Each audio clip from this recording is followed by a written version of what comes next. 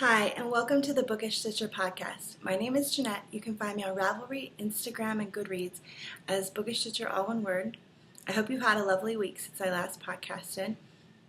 I've had a fun one here. We have some company in town, and this weekend we did our annual trip to the pumpkin patch, and it's actually done at an apple orchard, so they have lots of fun apple-flavored things there. You can get apple-flavored ice cream, apple-flavored syrup, apple bread, all kinds of apple butter, apple jelly, anything basically apple flavored that you could think of. They have there, and so we spent the day out there. It's kind of a long drive, so I got to do some knitting on the way out, and it's just been really wonderful and busy time and lots of fun things with that. And so I haven't been on Ravelry much at all this past week because I was getting ready for company, and now with company in town, I haven't been on Ravelry much, but I did read most every single one of the posts to last week's podcast, and thank you ever so much, everyone, with your replies and everything that you said, all the helpful information for the questions I had last week. So I'll be writing back to those soon. But now on for the finished object. So this week, it's been for the past couple weeks all about hats. This week it's kind of all about socks with some other stuff thrown in. I'm just going to take a sip of my pumpkin drink that we got at the grocery store. This is in a little Knit Picks mug. Very cute, kind of Scandinavian theme, color scheme. And so I have finished after months of working on them. So as soon as I changed to the better needles, they flew off, and it was such a joy to work on these. And these are the Driftwood Socks by Mina, who is knitting expat. This is what they look like. They were done out of Lorna's Laces in the Soulmate yarn, and the colorway is called Bow Ties. So I do have two of them. That's what they look like. And these are for my husband. And thank you again, Joe, for the guy size sock blockers. I did not have any huge sock blockers, and Joe gave me some, and you can tell that they kind of striped up until the Fish Lips Kiss Heel section that I did, and because I just substituted that heel in, and then the striping or the striping went away, and it kind of pooled kind of crazily. But it has a gorgeous slip stitch pattern to form the driftwood part, and my husband's gonna love these. Those are done, and it felt really good to mark those off on my Ravelry because I have had those as a work in progress for so long. So next, socks. I'll show ones that you've already seen. I'm still working on my son's socks, and these are out of some undead yarn in the Children of the Cornflower color. And last week I was at the heel turn. I finished the sock this week. Still have to sew in the ends, but they fit him with a little room to spare. Now, this is a very plump sport weight, and so I knit these on a 2.5, but US size. I probably could have knit them on a 3 or a 4, and they're pretty bulletproof, or pretty dense. And they don't stretch a lot, so he had a little problem getting them on, but once he got them on, there was definitely room to spare. And I think once I wash them and block them, that they will be easier to get on and off. That's the first one. And I used my handy dandy scale and measured the ball till it was exactly halfway point so I could get the most out of each of these. And I have started the toe of the next sock. And I'm just doing them on 2 circular needles.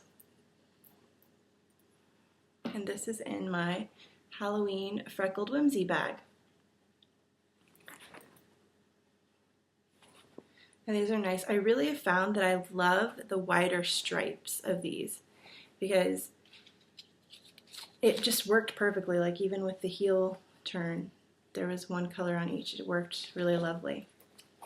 And then I'll show some non-sock things. I'll show the new thing on the needles is a sock. But I will show next, it's a bag that was given to me by a lovely viewer, so sweet of her. She gave me 3 wonderful bags. This is my Spin Drift shawl, and I'm knitting it out of some Upon a Corgi, or Once Upon a Corgi. I think the Etsy shop is Upon a Corgi. And it's in the Nina colorway. And I meant to put in a progress marker so you could see last time where I was, but I was about there. So I've started, it's way too large.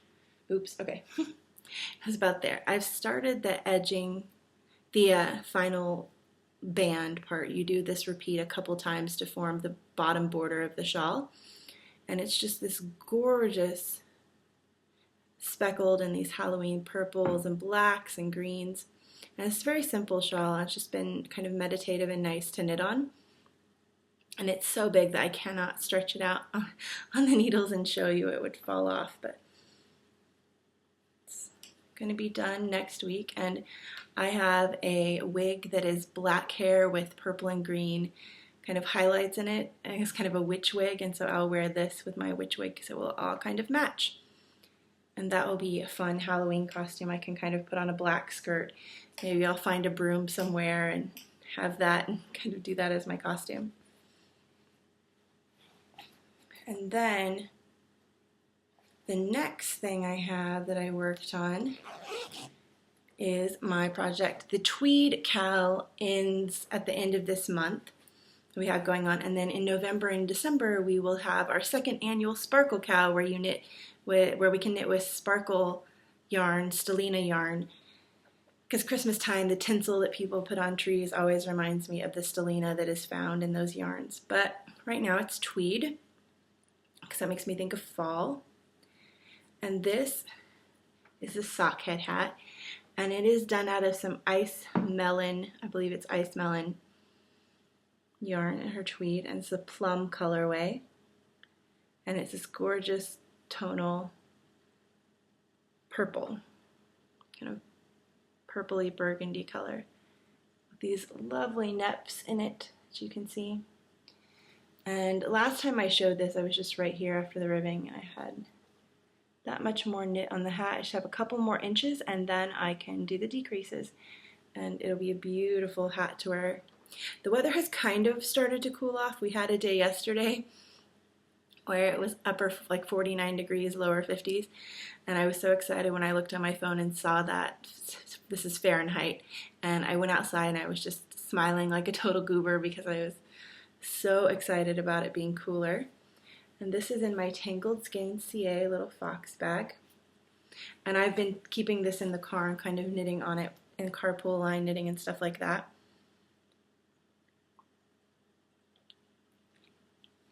And then another old work in progress that I pulled out that I'm so excited to be working on again because this needs to be done for Christmas. It is the sweater for my best friend.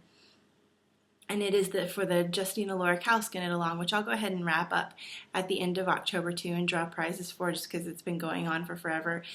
And while I would love to be done with this by the end of October, I know that I will not be. This is living in my Bags by Awesome Granny Llama and alpaca bag. Nice pink and kind of cute hearts. And this is I don't remember the name of this. It's been so long since I've worked on it, but it's by Justina Lorikowska. It's in my project page, and I am knitting it out of some Knit Picks Capra DK. And this is just it's cream colored yarn. It's just kind of an off-white. And I only knit a couple of inches on it this week because this is kind of my nighttime knitting when I'm sitting with my husband watching a movie, or if he's reading or doing work, I will sit and knit. And so some nights I just fall asleep. But I did a little bit on it, like 2 or 3 inches. And yeah, so the sleeves are all separated there. And I'm just going down. I'm starting the waist decreases for the waist shaping. I've got one more set of decreases, and then you do some increases. But I have a little, I think it's JT Studios, little, like, it's a strawberry creamsicle kind of, and it is helping me mark where my decreases are at. So I've got a whole bunch of different markers in here, and they each mean different things to kind of keep me on track with different parts of the sweater.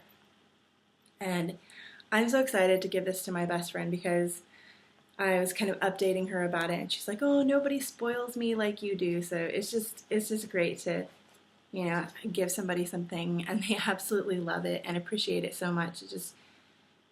It just makes it all the time and stuff worthwhile.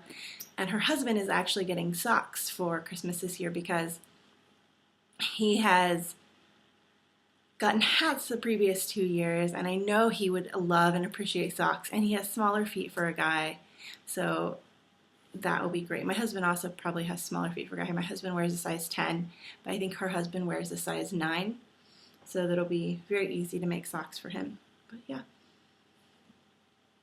Sweater bra. It's nice to these projects that I haven't been working on forever to kind of bring them back out and kind of fall in love with them again. When you're in the middle of working on a project maybe and you fall out of love with it and you put it away. And I don't normally have this. I normally just plow through and finish it. But recently I've been putting stuff away, and then to pull it back out like a month later or 2 months later and fall back in love with it, it's just been a neat feeling. And so that is all of my knitting. I actually went back to this week as well of doing, the new socks. I actually went back this week as well to knitting how I normally do, which I haven't been doing this for a while, but in the morning, when I get up before my kids and have my coffee, I will knit on a sock. And then during lunchtime when I'm having lunch break, I will knit on the shawl or tweed hat or something like that, and then at night knit on the sweater. So having kind of designated, I knit this at this time. And since I had finished the socks for my husband, I cast on a new pair of socks. And this is out of some Sheep Dreamery. And this is the colorway called Pop Rocks, and it's in another Freckled Whimsy bag, a Halloween one. And these are socks for Lady M.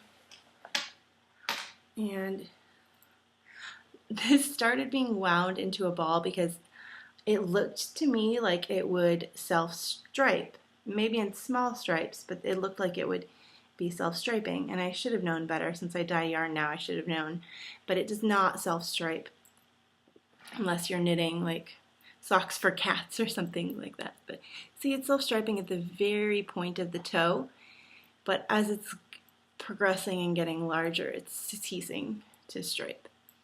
So I know once I get up to where all the stitches are on the needles, it definitely will not be striping. So I'll see how it looks, and if it looks very unusual, I might do a pattern like a Hermione's Every Day or something to just help break up the variegation. But yeah, so those are socks for Lady M.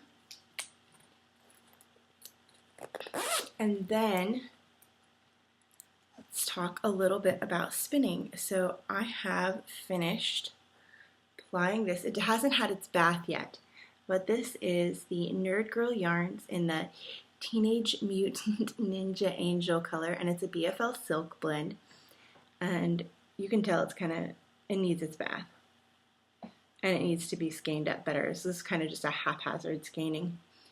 But this is a DK weight, and it is just over 250 yards, like 251, 252.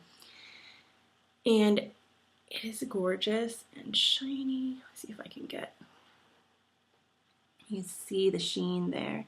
And so this is going to be going to one of you guys. And this is the thing that I said reminds me of the fruit stripe gum. And so last week, and this week too, I'm going to leave it open for one more week. The way to enter the prompt for the giveaway for this is to tell me your favorite jingle. Like last week I sang a few jingles. I won't sing right now because, like I said, we have company in town, but the reason I'm podcasting right now is because the company is taking a rest because we were at the pumpkin patch, so kind of a tiring day, so they're resting and I'm podcasting, so that's why my voice is a little bit quieter. But it's gorgeous, and I know whoever gets it and knits with it will hopefully love it because it's a really nice and interesting base, the BFL silk, because the silk adds a nice sheen, but the BFL makes it sturdy, and silk is pretty sturdy fabric too.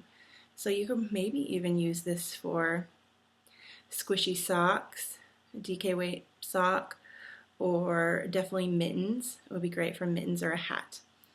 Oh, it would be a cute hat for a little girl. But that is that spinning, and I'm continuing plying the yarns from Spinzilla. But I mentioned last week that I was going to do some spinning for Patreon. So I drew 2 winners for the Patreon, and whoever contacts me first can pick which one that they would like, and then the next one can pick which one, so kind of keep it all fair. And the way to contact me so that it can be kept fair is you can just write on the episode thread for this in Ravelry under this episode. So go to Ravelry, the group, and I think this is episode 717. It's crazy. And you can just post under I like the pink one, or I like the brown one, or whichever you'd like to do. Or you could, I don't know if you can write under Patreon, but anyway, so I will show you the 2 braid options. I just wanted to do a spinning kind of thing for Patreon as a thank you, because I really appreciate people, help out a tiny little bit with paying for helping me to do with shipping and prizes and all that kind of stuff. So it's just a big thank you to you guys, because you're awesome and I really appreciate you. So this is a 2 Guys Yarn Company, and the braid is called Dip Me in Chocolate, and it's mostly browns. I believe it's a Targhee. It's mostly browns with hints of white and a tiniest bit of pink. So it's very bouncy Targhee. And then this one is by Rock and String Creations, and it's this lovely tonal petal pink. It's just very lovely and beautiful and kind of understated elegance, which I've been thinking about a lot this week, and you'll see why in the theme coming up. But I don't know if this is 100% merino or a 80-20 merino nylon, but I will tell you before I spin it for you. I'll go back and watch the episode where I showed this so that you can know exactly what it is. So when you're knitting with it, you'll know. But the 2 winners, so I drew from the random number from the Patreon, and the 2 winners were Elisa and Christina. So Elisa and Christina, whoever sees this first and writes which one that they would like, then you can have that one, and the other person will get the other braid, and hopefully they'll like it.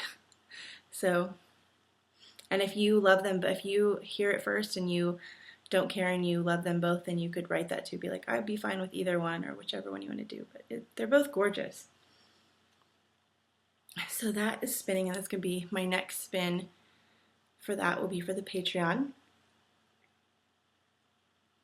And then, just really quickly, I'm going to be making a huge effort to try and dye up the next yarn collection this week. I started it, but things have just been crazy around here, and I haven't been, school picture time, had a couple of just very rough days, and they've been doing crazy amounts of construction around my neighborhood, so it's kind of just been road construction.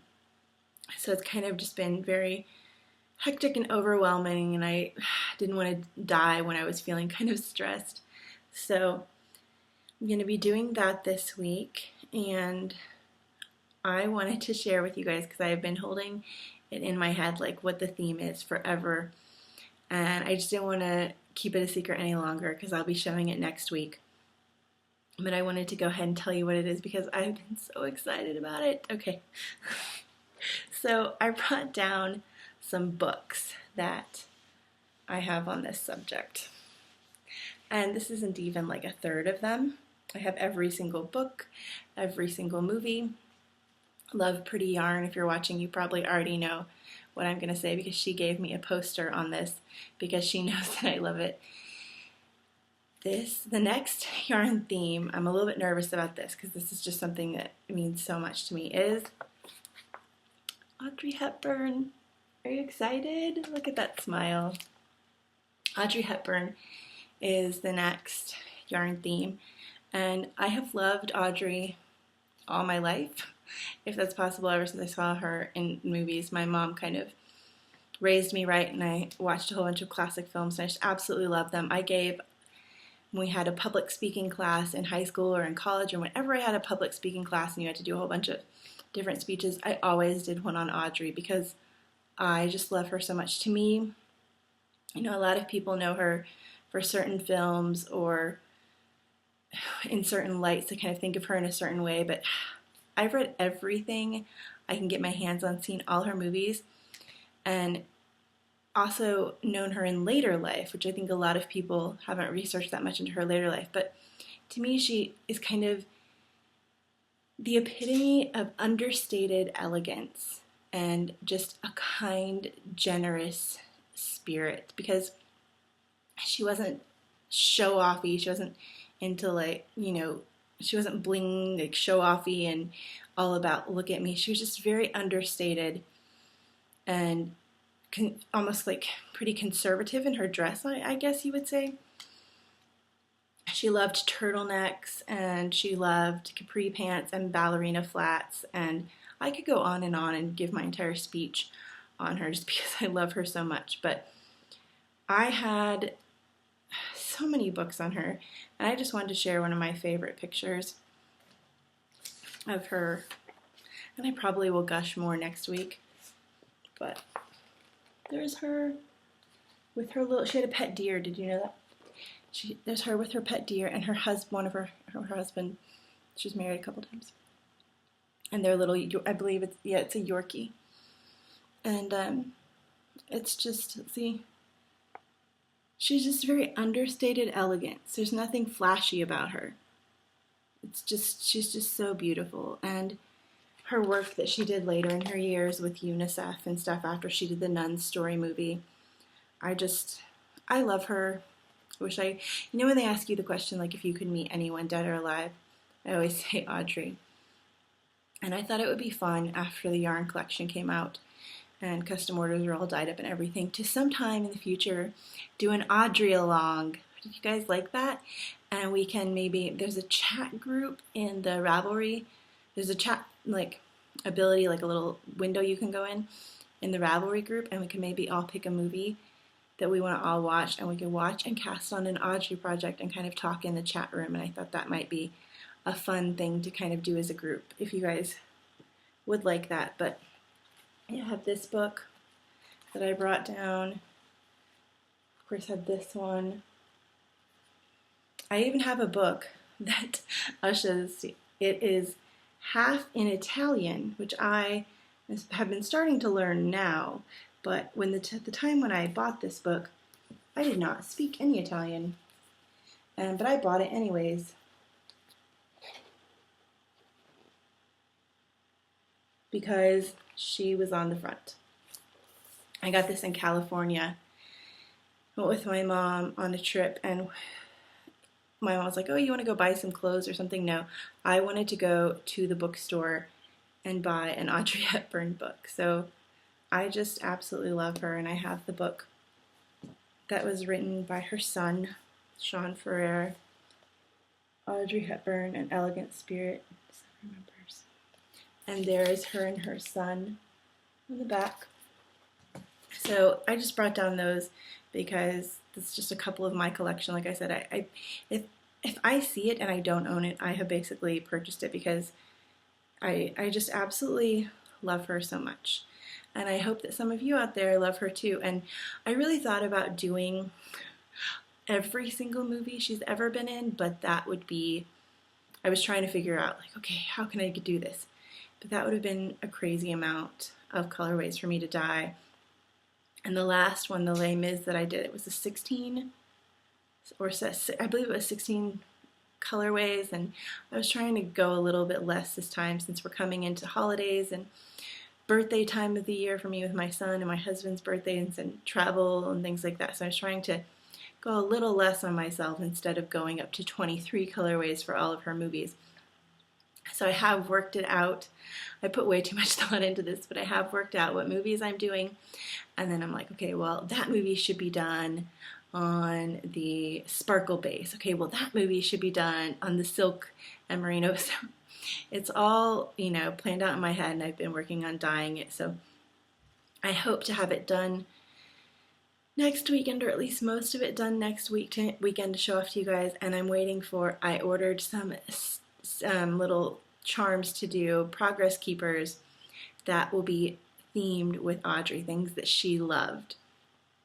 And there will be 4 different progress keepers, and you won't know which one you'll get till you get your yarn, and so that will be a lot of fun. And it was fun thinking about, like, okay, what things in her life did she love and what did she really cherish. So it was fun picking out little charms that I thought kind of stood for those things. And now for the last thing, the book. So I need to review this book this week because I am going to mail it off to my friend BZ Mama, Tanya, next week, because she said that she's been waiting for this book from her library for a very long time, and she's some ridiculous number waiting in line for it. So I have finished it, and I would love to send it on to her and have her get to read it, because while I enjoyed it, it's not one that I would probably go back and reread, and it's not a book that I just want on my shelf that I would lend out a whole bunch to people, because it was good, but it wasn't amazing, if that kind of makes sense. I think I rated it a 3.5 or a 4-star, something like that. But in the vein of spooky books during the month of October, this is In a Dark, Dark Wood by Ruth Ware. And as it says on the front, prepare to be scared, really scared. I don't know how really scared I was, maybe even a tiny bit scared, but it is a psychological thriller more than an outright horror book like some of the other ones that I have reviewed. I would not classify this horror, I'd classify it psychological thriller. Kind of a genre that's been very popular in the past couple of years, of the unreliable woman narrator and kind of that mystery of, is this true? Is this really what they're seeing? Kind of similar, not in writing style, but just in subject matter, of the unreliable narrator to Gone Girl, to Girl on the Train. I mean, there's a plethora of ones out there that you could choose from, because it's been a very trendy style of book the past 2 or 3 years. But this deals with a woman, and she has been invited to a hen party, which is basically a bachelorette party for those of you in the States who don't know what it is. And it's for a high school friend that she hasn't seen in 10 years. And the only real reason that she goes to it is she knows another one of the people that are going to it, and she's still friends with them and still communicates. So she kind of says, if you go, I will go, to her friend. And so they go together, they take the train, and they go together. And the friend who is getting married, who's having the hen party, her name is Claire. And Claire is kind of the friend that's gorgeous and beautiful and kind of wants all the attention to herself and all the spotlight.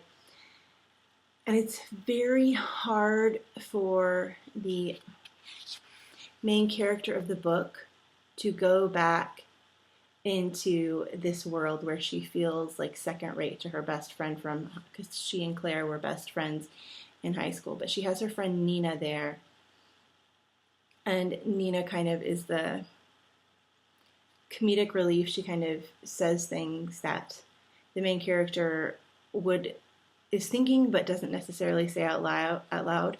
And for some reason the main character's name is it's not in my head right now. I'm wanting to say Rachel, but I believe that's just not right. So I read this a couple weeks ago. But so they go to this hen house, and stuff starts coming out about, like, who is this man she's marrying? Well, it's somebody very important from the main character's past. And there's this person who's setting up the hen party whose name is Flo, and Flo is kind of obsessed with Claire and wants everything to be perfect no matter what. And you just kind of get these little glimpses into all these women's lives. And there's a man who comes to the hen party as well. And you get these little glimpses into their lives, and you kind of start realizing that somebody is lying. Kind of in the vein of Agatha Christie. And you kind of, somebody is lying. And one of the characters is definitely a sociopath. I will not tell you which one, but it's just crazy. And it definitely has you on your feet where you're kind of guessing what's happening next. And I know it's been a very popular book, so a lot of you have probably already read it. What's in the Dark, Dark Woods by Ruth Ware. And I'd say if you haven't read it and you're interested in this type of book, maybe get it from the library. I don't think it was the most amazing thing to like buy the book. But if you can get it from your library and you enjoy this type of book where it's a lot of women characters in a situation that's kind of tense with an unreliable narrator where you don't know the whole story, you know bits of it. And if you like stories about crazy people and just kind of this mystery of what's going on and somebody dies, it tells you that like right away. And if you look on Goodreads, like a hen party where somebody dies is kind of crazy. You know that right away because the book also has almost a framework story where it flashes back and forth between past and present of the past and the present, where she's in the present and she's trying to remember past bits of their weekend, kind of piece together what happened, and she kind of has selective amnesia about certain events, so that comes in the unreliable part. But there you go. That is everything I have this week.